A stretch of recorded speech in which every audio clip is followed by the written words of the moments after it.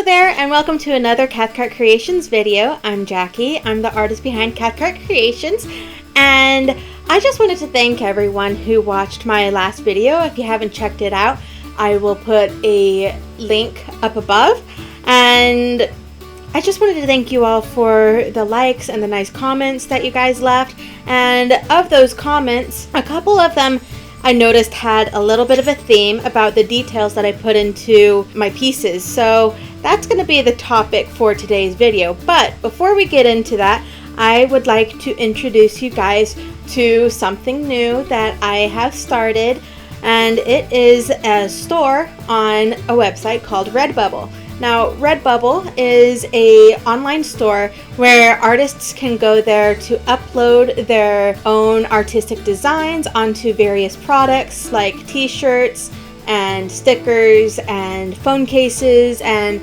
you name it, they most likely have it. But I have put a number of my art designs, which I feel are my best art designs, onto these products. So if you guys want to go ahead and check it out, I will put a link in the description below for my Redbubble account. Now, let's get back to the video.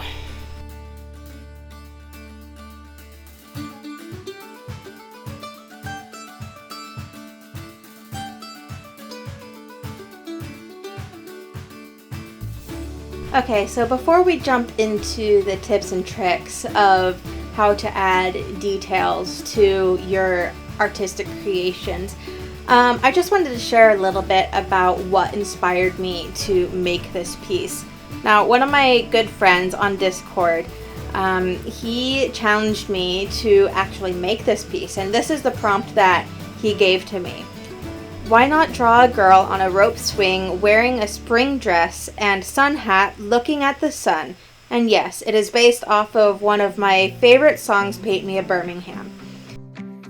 Now, I don't usually listen to country music, and for me, I had to look up this song because I wasn't sure what it was about, but listening to it kind of gave me this sense of kind of like West Virginia / Kentucky by the foothills of the Appalachian Mountains feel, and I just really kind of dug into that idea and kind of made the mountains and the woods and everything look like it was in the eastern side of the United States.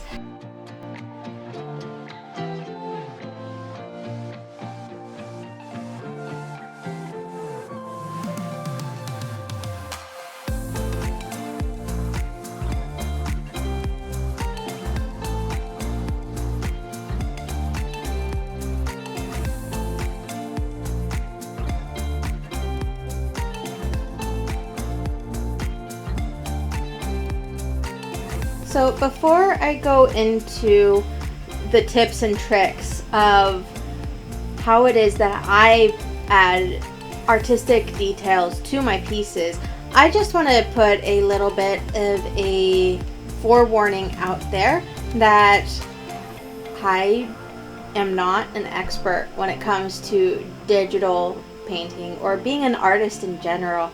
I, in this case, am just sharing with you guys what my personal experience is with creating art and what I have felt helps me when trying to come up with an art piece, and how it is that I can try and make the art look like it's in a real environment.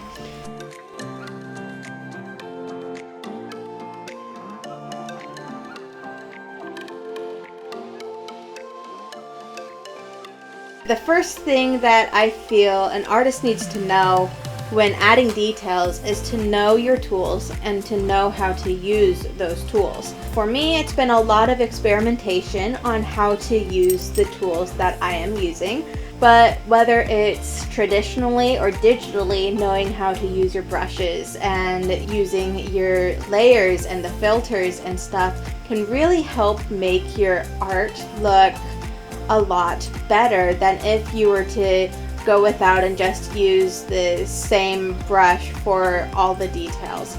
Like in this piece, I think I used somewhere in between 6 to 10 different brushes to come up with the detail, and various layer and filter effects.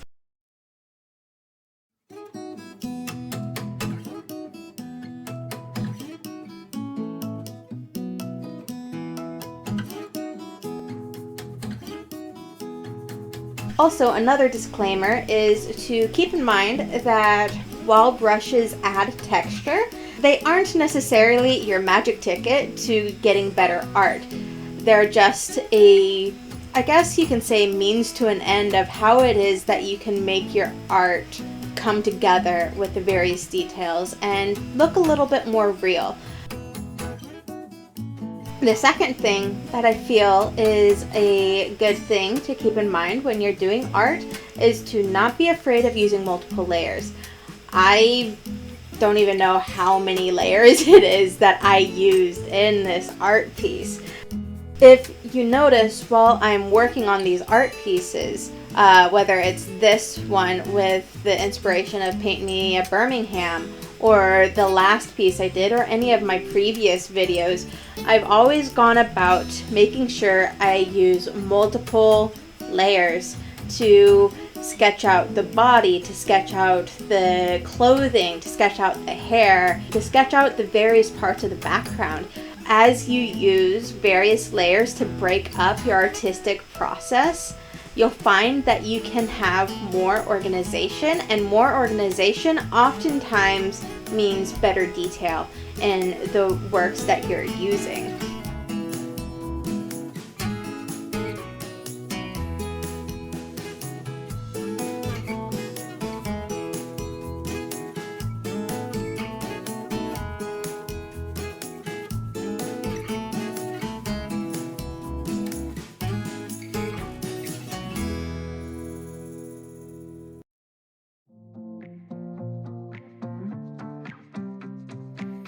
The third thing to keep in mind is with layers, you can make base layers, and then you can make clipping masks on top of those base layers. And basically what that can do is the base layer, you make a solid color to be like, okay, this is the section that I want the clipping mask to concentrate on.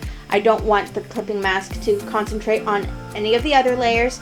And having these clipping layers allow you to ensure that the details you make won't escape the specified base layer that you've made. So, in other words, later I will be doing her hair and some other details and stuff.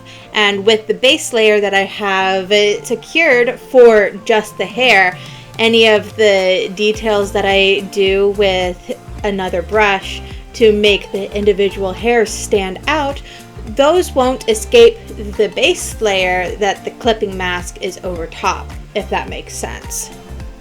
And in the long run, if you think about it, this will actually save you quite a bit of time, because you won't have to clean up all the mistakes that you made, and you can actually copy and paste this onto other parts of the clipping layer that, like you will see in the rope that I use for the swing, I kind of just copied and pasted the detail design onto the other rope.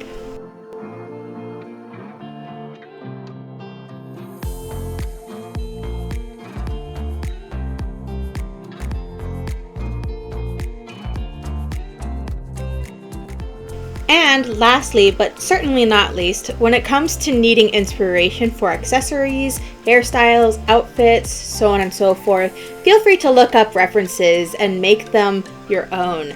So a lot of times when I need inspiration on a certain dress or a pose that I feel like would work great for an art piece that I'm working on, I will either go onto Pinterest or onto a royalty-free photo site like iStock.com or Pixabay.com to find a image that I can use as a reference for whatever it is that I need. However, this is something that you should be really careful about, because if you're not careful and you just copy the exact image that you are referencing, you could be committing artistic plagiarism, and yes, that is a thing. So with using a reference, something that you want to do and keep in mind is that instead of just copying it right out, you should take the idea and change it into your own style by at least 75%. And that's a number that I was told all the way back in high school, that you don't want to take something that's not your own and claim that it is, because that's just not honest, and art should be something that's wholesome and honest no matter what way you look at it. And honestly, that's it. I wanted to thank you guys so much for watching this video, and hopefully the stuff that I shared today will help you with your own creations, whether it is digitally or it is traditionally, or whatever medium that you decide that you want to express your creativity. And keep in mind, again, these things that I shared are things that I have learned on my artistic journey, and you might have some techniques that I don't know about or that I have not ever experienced. So if you feel like there's a technique that you might want me to try, or you feel like you want to share with others, go ahead and comment below what it is that you think works really well for you. And if you like this video, be sure to hit the like button, subscribe to the channel, and click the notification bell. And also, if you like it and you want other people of your friends to check this out, go ahead and share it on your social media, because my goal with this channel and with making these videos is to share what I have experienced with everyone when it comes to art.